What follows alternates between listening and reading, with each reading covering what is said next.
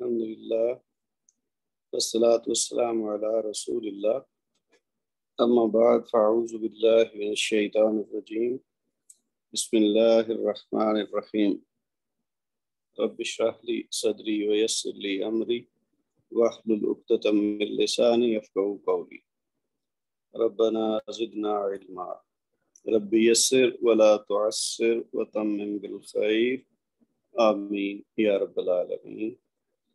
السلام علیکم ورحمۃ اللہ وبرکاتہ۔ آج ہم پڑھیں گے لیسن نمبر 23 اور یہ ہے مرکب جاری کے بارے میں۔ اچھا، آپ کو پتہ ہے کہ ہم مرکب ناقص کی مختلف شکلیں پڑھ رہے ہیں آج کل، تو اس سلسلے میں یہ آخری ہے، 3 ہم پڑھ چکے ہیں، مرکب توصیفی، مرکب اشاری اور مرکب اضافی۔ اب یہ ہے مرکب جاری، تو اس کے ساتھ ہی یہ مرکبات ناقص ہمارے کمپلیٹ ہو جائیں گے، اور ویسے بھی اب ہم اسم والے حصے کے آلموسٹ اینڈ پہ ہیں۔ تو مرکب جاری جیسا کہ آپ ان الفاظ سے دیکھ رہے ہیں، مرکب تو وہی ہے کہ یعنی ایک سے زیادہ اسما جب اکٹھے ہوں گے، ایک سے زیادہ الفاظ کو ملا کے کوئی مطلب نکالا جائے گا تو وہ مرکب ہے۔ مفرد وہ ہے جو ایک ہی لفظ ہو، جس کا کوئی معنی ہو۔ تو یہ ایسا مرکب ہے جس میں جاری سے مراد یہاں یہ ہے کہ اس میں حرف جر استعمال ہوگا۔ اچھا، جر یا حرف جارہ، اس کا ذکر تو ہم کئی بار کر چکے ہیں، تقریباً ہر لیسن میں ہی کوئی نہ کوئی الفاظ آتے ہیں جس میں ہم پڑھتے ہیں کہ جی یہ جری حالت میں ہے اسم، اور اس کی وجہ یہ ہے۔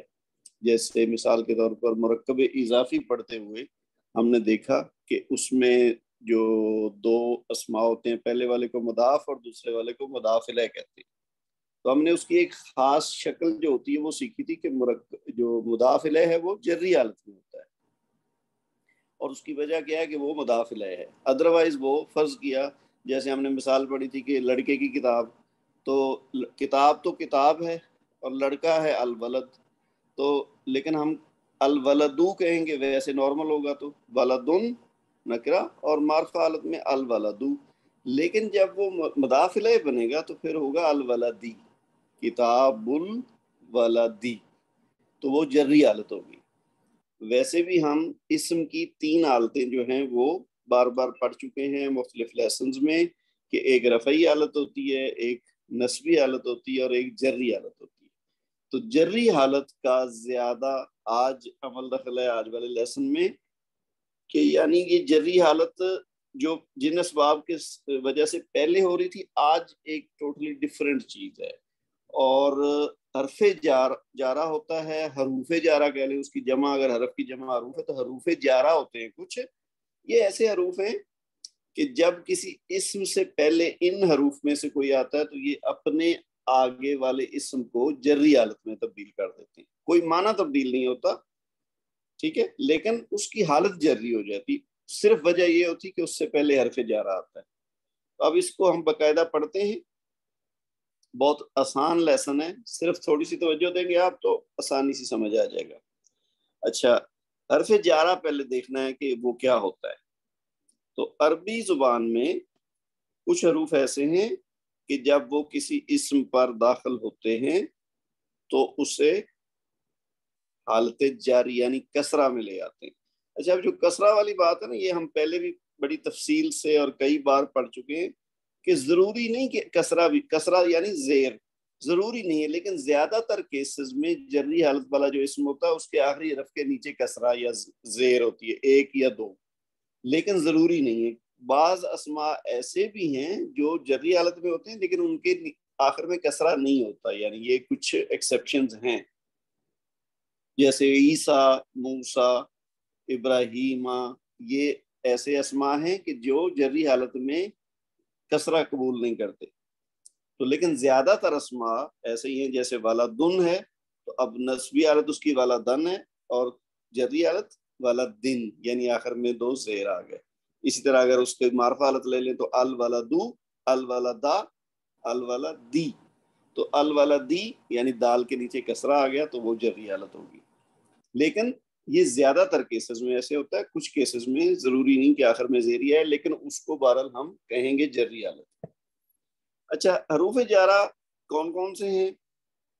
اس کی ایک مثال تو یہ ہے، یہ من، یہ پہلے بھی ہم کئی دفعہ استعمال کر چکے ہیں، من، اور اس کا مطلب ہوتا ہے سے۔ اردو میں سے کہتے ہیں، انگلش میں فرام کہتے ہیں، تو عربی میں یہ ہے من۔ اس کو اگر ہم کسی اسم کے ساتھ جوڑ کے لکھیں، جیسے المسجد ہے، تو اب المسجد کے ساتھ ملے گا تو کیا بن جائے گا؟ من المسجدی۔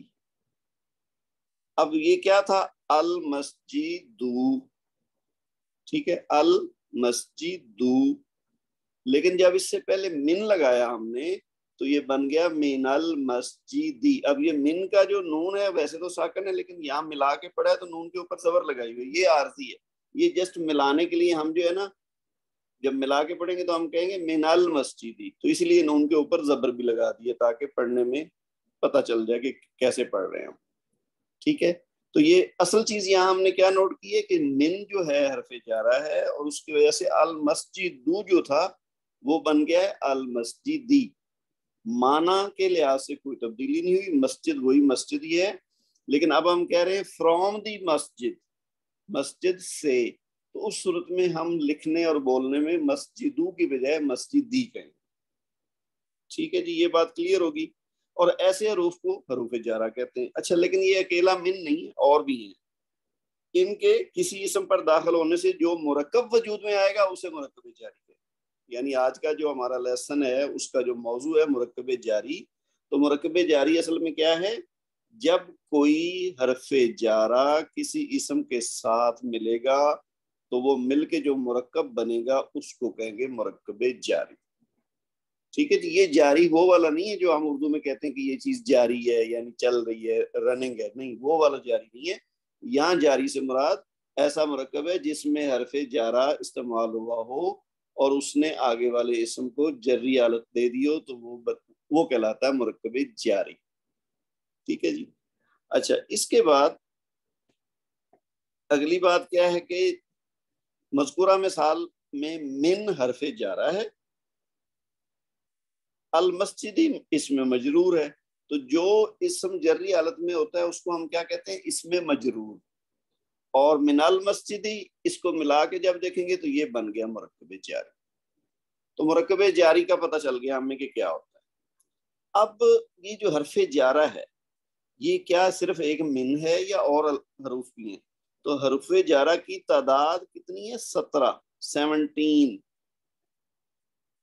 لیکن جو نیچے ابھی جو دیا گیا ٹیبل اس کے اندر 11 حروف ہیں جو قرآن کریم میں کثرت سے استعمال ہوتے ہیں، ٹھیک ہے، تو ہم ان پہ فوکس کریں گے، پورے 17 کے 17 کو ہم نہیں پڑھیں گے نہ یاد کریں گے۔ تو جو 11 ہیں ان میں سے یہ 5 تو اس پیج پہ نظر آ رہے ہیں، باقی اگلے پیج پہ۔ تو یہ 5 کون کون سے ہیں؟ با ہے ایک، تو با کا مطلب ہوتا ہے ود، یہ کے ساتھ، تو بی راجلن، مثال دی ہوئی ہے بی راجلن، ایک مرد کے ساتھ، راجلن ہوتا ہے نا ایک مرد، تو یہ با ساتھ لگا تو راجلن جو تھا وہ راجلن ہو گیا۔ لام کے نیچے جو 2 زیر ہیں وہ با کی وجہ سے، اگر با ہٹا دیں گے، اگر خالی ہم لکھیں ایک مرد کی عربی تو وہ رجلن ہے، اور اگر اس کو معرفہ حالت میں لے جائیں گے تو ہم کہیں گے الرجل، لیکن با ساتھ جو ہی لگا تو یہ بن گیا برجلن۔ تو یہ آپ دیکھ رہے ہیں کہ جو ہی حرف جارہ ساتھ لگے گا تو اگلا اسم مجرور ہو جائے گا۔ اسی طرح دوسری مثال دیکھیے، بالقلمی، اب یہ جو میم کے نیچے زیر ہے یہ بھی با کی وجہ سے، ادروائز القلم اور با کے ساتھ بالقلمی، میم کے اوپر جو پیش تھی وہ زیر میں بدل گئی۔ اچھا، یہ پہلا ہو گیا۔ دوسرے نمبر پہ جو حرف جارہ ہے وہ ہے تا، تا کے اوپر زبر عام طور پر ہوتی ہے اور یہ قسم کے لیے استعمال ہوتا ہے، جیسے مثال دی گئی ہے تاللہ، اللہ کی قسم، ایک واللہ زیادہ مستعمل ہے، اس کا مطلب ہوتا ہے اللہ کی قسم، اور تاللہ کا بھی وہی مطلب ہے، اللہ کی قسم۔ تو اس نے کیا کیا ہے؟ اللہ جو تھا وہ اللہ ہی ہو گیا، ہا کے نیچے زیر آ گیا۔ آگے بڑھیں جی، تیسرا کیا ہے؟ حرف جارہ فی، یہ بہت زیادہ استعمال ہوتا ہے بولنے میں بھی لکھنے میں بھی۔ تو فی کا مطلب ہوتا ہے ان، یعنی میں، اور اس کا بھی وہی عمل ہے، جس اسم کے ساتھ یہ ہوگا اس کو مجرور کر دے گا. جیسے مثال دیکھ لیجئے، فی بیتن، گھر میں، ایک گھر میں. ٹھیک ہے، اگر ہوتا گھر میں، اگر پورا کہیں تو پھر فل بیتی، تو یہاں ہونا چاہیے اصل میں ایک گھر میں. تو یا اگر گھر میں کریں گے تو پھر ساتھ الف لام لگنا چاہیے یہاں، تو فل بیتی یا فی بیتن. اسی طرح باغ میں، فل بستانی. تو آپ یہ غور کرتے جائیے کہ جو اسم ہے اس کی آخری حرف کے نیچے زیر لگ رہی ہے، یعنی وہ جری حالت میں چلا جاتا ہے جو ہی اس کے ساتھ حرف جارہ لگتا ہے. اگلا حرف ہے جی اعلی. اعلی کا حرف بھی کافی استعمال ہوتا ہے قرآن پاک میں بھی، ویسے بھی عربی زبان میں. اس کا مطلب ہوتا ہے اون، اور اردو میں کہتے ہیں پر. تو اعلی جبل، ایک پہاڑ پر. جبل کہتے ہیں پہاڑ کو، تو یہ جبل مجرور کیوں ہے؟ اعلی کی وجہ سے. اور اعلی العرشی، عرش پر. تو عرشی، شین کے نیچے زیر آ رہی ہے. اچھا، یہاں پہ جو لام کے اوپر کھڑا زبر ہے، یہ نہ بھی لکھا ہو نا تو یہ پہچانا جائے گا کہ یہ اعلی ہی پڑھیں گے اس کو. عربی اور اردو میں ایک پرابلم ہماری فرق یہ ہے کہ ہم عربی میں، اردو میں لکھتے ہوئے یا کے نیچے دو نقطے نہیں لگاتے. جیسے ہم میں اگر یہ لکھوں اور میں کسی کو کہوں کہ جی یہ کیا لکھا ہوا ہے، تو وہ فوراً کہے گا جی علی لکھا ہوا ہے، لیکن ایکچولی یہ اعلی ہے.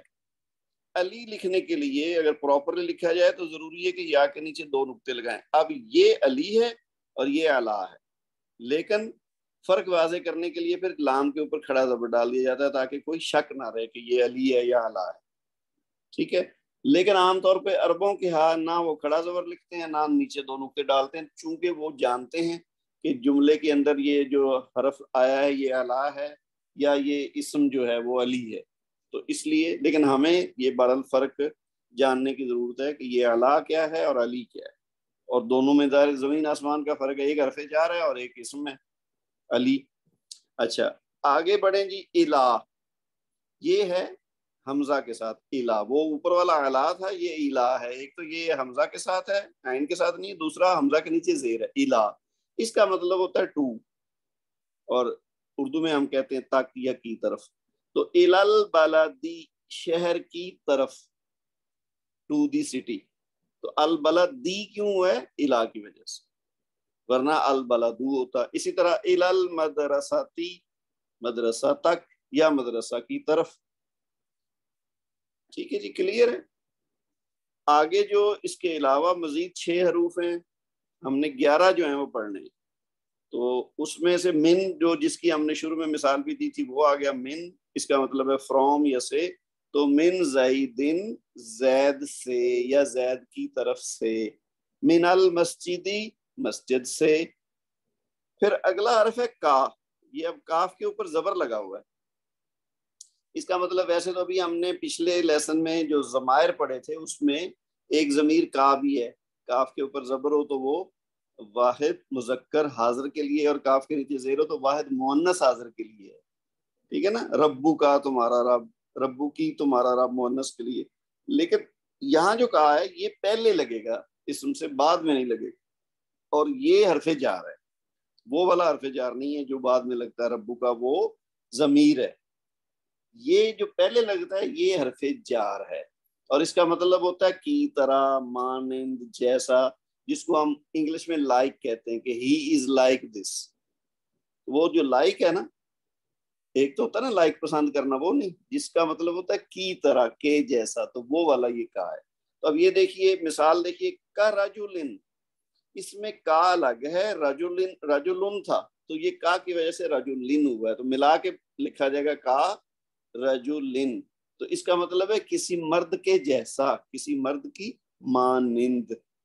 پھر کل اسدی، یہ ہم اردو میں بھی استعمال کہتے ہیں نا کہ وہ شیر جیسا بہادر ہے. تو کل اسدی، اسد کہتے ہیں شیر کو، لیکن اسدی دال کے نیچے زیر کیوں آئی ہے؟ اس کا کی وجہ سے. تو کل اسدی، شیر کے جیسا. پھر آگے حرف جار ہے ان. یہ اب عین کے ساتھ ہے، حمزہ کے ساتھ نہیں. ان کا مطلب ہوتا ہے، جیسے تھا نا من، اس کا مطلب بھی سے ہوتا ہے، لیکن ان کا مطلب بھی سے بھی ہوتا ہے. اور اس کو ہم جو ہے نا وہ جو کہتے ہیں نا انگلش میں اباؤٹ، یعنی کے بارے میں. ہم کہتے ہیں نا دس از اباؤٹ دس ٹاپک. تو یہ ان معنوں میں بھی استعمال ہوتا ہے عن، لیکن سے کے معنوں میں بھی آتا ہے. تو یہ وہ من اور عن یہ دونوں کا سے ہے نا، یہ ڈفرنٹ یوز ہوتا ہے. وہ جب ہم جملے استعمال کریں گے نا تو آپ کو جو تھوڑا فرق ہے ان میں وہ واضح ہو جائے گا. لیکن زیادہ تر عن جو ہے نا یہ اباؤٹ کے معنی میں آتا ہے. وہ ہم کہتے ہیں نا کہ یہ جو مضمون ہے یہ اس ٹاپک کے بارے میں ہے، یا یہ جو بات ہے یہ فلاں شہر یا فلاں ملک کے بارے میں ہے. تو وہ جو کے بارے میں والا ہے نا وہ ایکچولی عن ہے. تو عن زیدن، زید سے. زیدن کیوں ہوا ہے؟ عن کی وجہ سے، کیونکہ یہ مجرور ہو گیا. اچھا آگے ہے جی واؤ کا جو حرف ہے اس کے اوپر زبر لگی ہو تو یہ بھی قسم کے لیے، جیسے تا بھی ہم نے پڑھا نا تو تلا ہی جیسے ہم تھا تو پڑھا تھا، اسی طرح قسم کے لیے واؤ استعمال ہوتا ہے، اور یہ بلکہ زیادہ استعمال ہوتا ہے تا سے. تو یہ دیکھیے قرآن پاک سے الفاظ ہیں والسماء ذات البروج، قسم ہے آسمان کی جو بروج والا ہے، برجوں والا ہے. تو والسماء آسمان کی قسم، والتینی والزیتونی یہ الفاظ جانتے ہیں نا ہم سورہ تین کے، والتینی تین کی قسم. ٹھیک ہے. اور اگلا ہے جی حتی. اچھا یہ واؤ کی جو اس سے بھی زیادہ مشہور مثال ہے جو عام طور پر یہ عرب تو بہت زیادہ استعمال کرتے ہیں، واللہ، اللہ کی قسم، یعنی وہ بات کے اندر استعمال کرتے ہیں. تو واللہ یعنی واؤ کا مطلب کیا ہوا؟ قسم. اور اللہ تھا وہ اللہ ہی ہو گیا تو واؤ کی وجہ سے، کیونکہ یہ حرف جار ہے. اچھا اگلا حرف جو ہے وہ ہے حتی.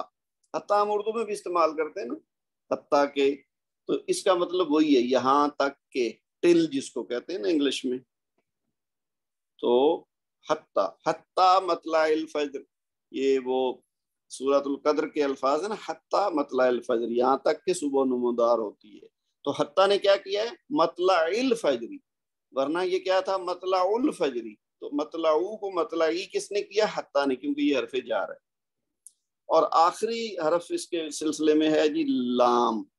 یہ لام حرف جارہ. لام ویسے اور معنوں میں بھی استعمال ہوتا ہے لیکن اس کا جو مقام ہے نا اس جملے میں وہ طے کرتا ہے کہ یہ کون سا لام ہے. تو ابھی ہم بات کر رہے ہیں لام جو حرف جارہ ہے، اور اس کا مطلب ہوتا ہے کے لیے، جس کو انگلش میں ہم فار کہتے ہیں. تو یہ اسم کے شروع میں لگتا ہے اور زیر کے ساتھ ہوتا ہے. لام کے اوپر اگر زبر ہو تو وہ دوسرا لام ہے تاکید کا. یہ لام کے نیچے زیر جب ہوگا تو یہ ہوگا لام جارہ. تو لی زیدن، زید کے لیے، لام ساتھ لگا تو زیدن ہو گیا یعنی ذریعہ. تو یہ 11 حروف جارہ ایسے ہیں جو قرآن پاک میں زیادہ استعمال ہوئے ہیں اور ہم اپنا فوکس ان پر ہی رکھیں گے. ٹھیک ہے جی. آگے دیکھیے کہ جی لام جارہ جو ہے وہ ملکیت کے لیے بھی استعمال ہوتا ہے، یعنی اس وقت اسے لام تملیک کہیں گے، ملکیت والی لام. مثلا یہ جو الفاظ ہیں نا قرآن پاک کے، للہ ملک السماوات والارض، ایک تو ترجمہ اس کا یہ بھی ہے کہ جی اللہ ہی کے لیے ہے آسمانوں اور زمین کی بادشاہی. لیکن یہ جو للہ ہی ہے نا ملکیت کے معنوں میں جب آتا تو اس کا ہم کہیں گے اللہ کا ہے، یعنی آسمانوں اور زمین کی بادشاہی اللہ کی ہے. اللہ کے لیے کی بجائے اللہ کا کہنا زیادہ مناسب ہے. گو کہ دونوں کا مطلب ایک ہی ہے، لیکن یہ جو ہے نا یہ اس کو لام جارہ جو ہے نا ملکیت کے لیے جب استعمال ہوگا نا کہ یعنی یہ چیز فلاں کی ملکیت ہے، تو پھر ہم اس کا ترجمہ کے لیے کی بجائے کا یا کی یا کے طور پہ کرتے ہیں. اچھا جی اس کے بعد کچھ اور اہم باتیں ہیں اس حوالے سے چھوٹی چھوٹی، کہ حرف جارہ جو ہے لام، اس کے متعلق یہ بات ذہن نشین کر لیں کہ یہ حرف جب کسی معرف باللام، معرف باللام اسم پر داخل ہوتا ہے. معرف باللام کیا ہے؟ ہم یہ ایک سے زیادہ مرتبہ پڑھ چکے ہیں، آپ کو یاد ہوگا. معرف باللام وہ اسم ہوتا ہے جو الف لام کے ذریعے معرفہ بنایا گیا ہو، جیسے ولدن سے الولدو، ٹھیک ہے، استاذن سے الاستاذ، طالبن سے الطالب. تو یہ جو الف لام لگا کے کسی اسم کو معرفہ بنایا جاتا ہے وہ اسم معرف باللام کہلاتا ہے. تو جب اس پر یہ لام جارہ جو ہے یہ داخل ہوتا ہے تو اس کا حمزۃ الوصل لکھنے میں بھی گر جاتا ہے. ہم نے کچھ چیزیں پڑھی تھی نا کہ جہاں حمزۃ الوصل لکھنے میں تو آتا ہے، بولنے میں نہیں آتا. تو لیکن جب لام جارہ اس میں معرف باللام کے ساتھ داخل ہوگا تو اس صورت میں حمزۃ الوصل نہ لکھنے میں آئے گا نہ بولنے میں آئے گا. حمزۃ الوصل ہوتا کیا ہے؟ جو پچھلے کو اگلے اسم سے ملاتا ہے، حمزۃ الوصل. اور ایک ہوتا ہے حمزۃ الاصل، یعنی وہ تو اس اسم کا حصہ ہوتا ہے. لیکن حمزۃ الوصل وہ ہے جو جب ہم ملا کے پڑھتے ہیں تو پھر نہیں پڑھا جاتا، لکھا ہوا ہوتا ہے. تو یہاں جو صورتحال ہم دیکھ رہے ہیں کہ جب حرف جارہ لام کسی معرف باللام اسم پر داخل ہوتا ہے تو حمزۃ الوصل لکھنے میں بھی گر جاتا ہے. اب دیکھیے مثال، المتقین، متقیون نکرہ ہو گیا، المتقی معرفہ ہو گیا، اور اس کی جمع کیا ہے؟ المتقین، متقی لوگ یعنی جمع حالت میں. تو متقی لوگ المتقین. اب اس کی شکل پہ غور کریں آپ، پہلے حمزہ ہے پھر لام ہے، اس کے بعد متقین. اور جب اس پہ لام داخل ہوگا یعنی حرف جارہ، تو اب اس کے ساتھ کیا ہونا چاہیے؟ اگر ویسے تو دیکھا جائے تو لام ملائیں گے تو الف کے ساتھ ملا تو یہ بن گیا اس طرح، شکل اس کی یہ بن گئی. لیکن اس طرح لکھنا غلط ہے، بلکہ اسے کیا کریں گے؟ للمتقین. اب آپ دیکھیے للمتقین میں کیا ہوا ہے کہ یہاں پہ حمزہ جو تھا وہ یہاں آ کے غائب ہو گیا، تو لام نے اگلے لام کے ساتھ ملا کے شکل دی ہے اس کو للمتقین، بیچ میں سے حمزہ گر گیا ہے، متقی لوگوں کے لیے. اسی طرح دوسری مثال دیکھیے، رجال سے کیا بنتا ہے؟ الرجالو. تو اب الرجالو اگر کہنا ہو مردوں کے لیے تو کیا کہیں گے؟ للرجالی، یعنی لام اس کے لام کے ساتھ مل جائے گا اور حمزہ بیچ میں سے گر جائے گا، تو یعنی مردوں کے لیے. اسی طرح اللہ اور للہ، اللہ میں پہلے حمزہ ہے نا، لیکن جب للہ کہنا ہو کہ اللہ کے لیے یا اللہ کا، تو اب ہم نے پہلے والا حمزہ گرا دیا ہے، تو لام سے شروع ہو رہا ہے تو للہ، اور آخر میں ہا کے نیچے زیر کیوں ہے؟ کیونکہ پہلے حرف جارہ لام ہے. تو یہ ٹوٹل چیز ہے جی حروف جارہ کے بارے میں. اب آپ دیکھیے کچھ قرآن اور حدیث سے مثالیں دی گئی ہیں مزید سمجھنے کے لیے.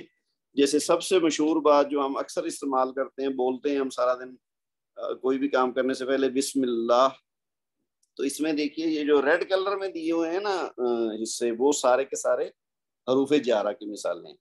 تو اصل میں کیا تھا؟ اسم، تو اسم اللہ، اللہ کا اسم، اللہ کا نام، تو بسم اللہ اللہ کے نام کے ساتھ، تو یہ با نے میم کو زیر دے دی. اسی طرح دیکھیے الحمد للہ، پھر کیا ہے؟ فل بری، مر ربو کی، مر ربی کی، تو یہ من کی وجہ سے ربی کا ہو گیا ہے، ورنہ کیا تھا؟ ربو کا، تمہارا رب. تو من لگا تو کیا بن گیا؟ من ربی کا، تمہارے رب کی طرف سے. پھر یہ دیکھیے من المسجد الحرامی الی المسجد الاقصی. اب کیا ہوا ہے؟ المسجد الحرام تھا تو یہ من کی وجہ سے المسجدی الحرامی ہو گیا، یعنی مسجد حرام سے الی المسجد الاقصی، مسجد اقصی تک. اب یہ جو اقصی ہے نا، اس پہ زیر کیوں نہیں نظر آ رہی ہے؟ یہ جری حالت میں، لیکن اس کی شکل ایسی ہے کہ یہ زیر قبول نہیں کرتا. ٹھیک ہے. اسی طرح یہ دیکھیے الی صراط مستقیم، سیدھے راستے کی طرف. تو صراطن اور مستقیمن، الی کی وجہ سے صراط مستقیم ہو گیا. پھر دیکھیے اعلی قلوبہم وعلی سمعہم وعلی ابصارہم، ان کے دلوں پر اور ان کی سماعتوں پر اور ان کی بصارت پر، یعنی ان کی آنکھوں پر. تو یہ اعلی 3 دفعہ استعمال ہوا ہے حرف جار، اور اس نے قلوبہم کو قلوبہم، سمعہم کو سمعہم اور ابصارہم کو ابصارہم کر دیا. آخری مثال یہاں جو لکھی ہوئی ہے وہ ہے للہ ما فی السماوات و ما فی الارض. ہم اوپر بھی مثال پڑھ چکے ہیں، یہ دیکھیے للہ ملک السماوات والارض، یہ اس سے ملتی جلتی. یہ یہاں پہ الفاظ ہیں للہ ما فی السماوات، جو کچھ آسمانوں میں ہے اور جو کچھ زمین میں ہے وہ اللہ ہی کے لیے ہے یا اللہ ہی کا ہے. تو یہ آپ نے دیکھا قرآن پاک سے مثالیں کہ جہاں جہاں حرف جار آیا یہ ریڈ کلر میں، اس نے آگے والے اسم کو مجرور کر دیا. اچھا اور مثالیں کچھ ہیں جی، یہ دیکھیے القوم الفاسقین، القومی ہو گیا اور الفاسقین ہو گیا، یہ جری حالت میں چلے گئے. غضبن علی غضبن، پہلے والا دیکھیے غضبن ہے، دوسرے والا غضبن کیوں ہے؟ معنی ایک ہی ہے لیکن یہ علی کی وجہ سے اس نے اس کو جری حالت دے دی. پھر والفتنۃ اکبر من القتل، اب دیکھیے والفتنۃ، فتنہ اکبر سب سے بڑا، لیکن یہ دونوں ہیں رفعی حالت میں. القتل جو تھا وہ القتلی ہو گیا، لام کے نیچے زیر کیوں آئی ہے؟ من کی وجہ سے.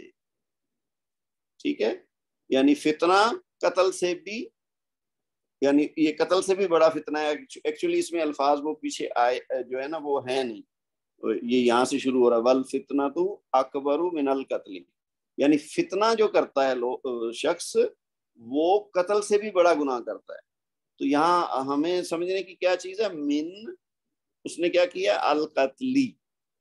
ٹھیک ہے جی، آگے دیکھیے المحسن قریب من الخیر و بعید من الشر، جو محسن ہوتا ہے وہ خیر سے قریب ہوتا ہے اور شر سے دور ہوتا ہے.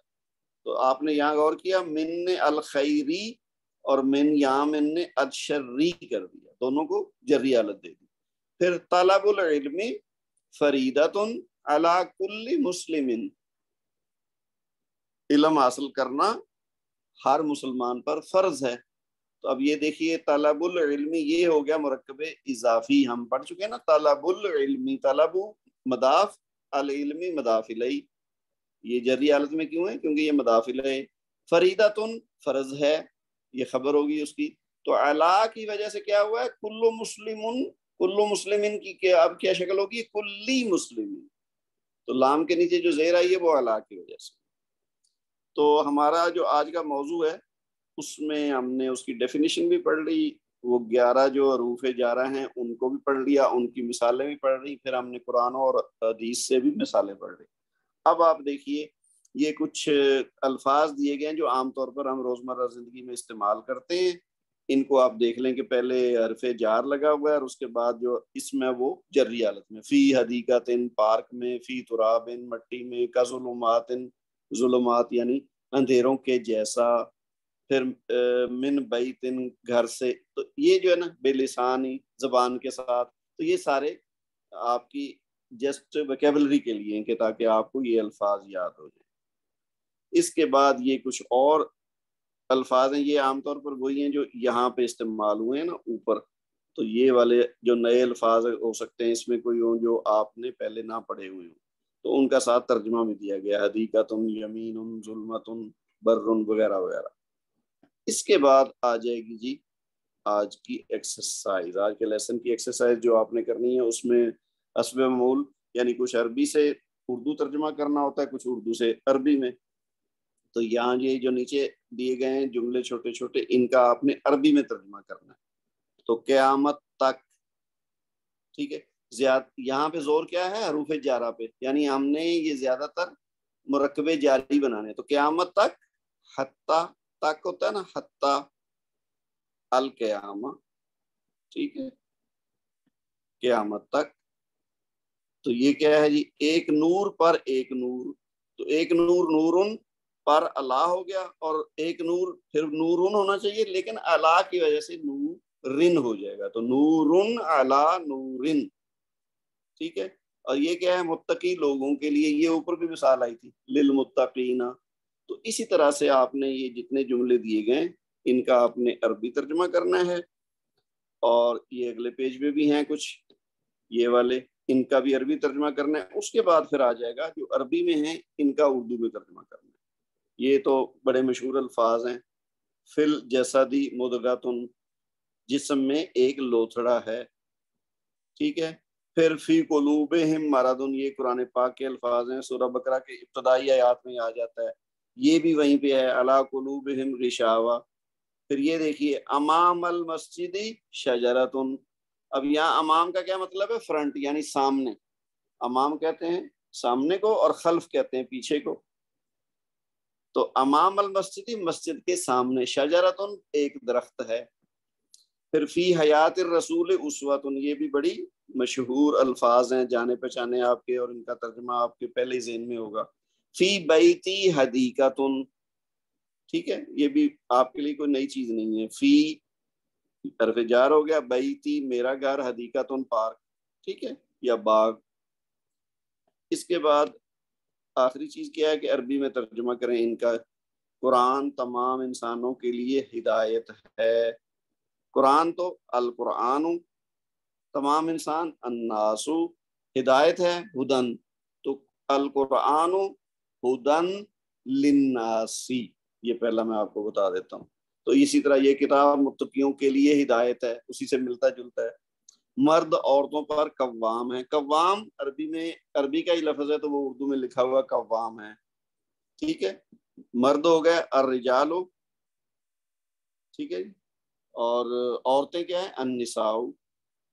تو قوام کا لفظ قوام ہی. اب آپ نے اس کو ترتیب اس حساب سے دینا ہے کہ یہ جو آج ہم نے موضوع پڑھا اس حساب سے اس کے جو حالت ہے کسی اسم کی وہ اس کے مطابق پراپر ہونی چاہیے. اور نماز نیند سے بہتر ہے، یہ بھی بڑا مشہور جملہ ہے. جو فجر کی اذان ہوتی ہے اس کے اندر الفاظ آتے ہیں عربی میں، تو یہ وہی ہے، نماز نیند سے بہتر ہے. تو اس طرح سے ہمارا جو ہے نا یہ آج کا لیسن ایکسرسائز کے سمیت پورا ہو گیا. تو آج کی کلاس ہم ختم کرتے ہیں. اگلی کلاس تک کے لیے اللہ حافظ.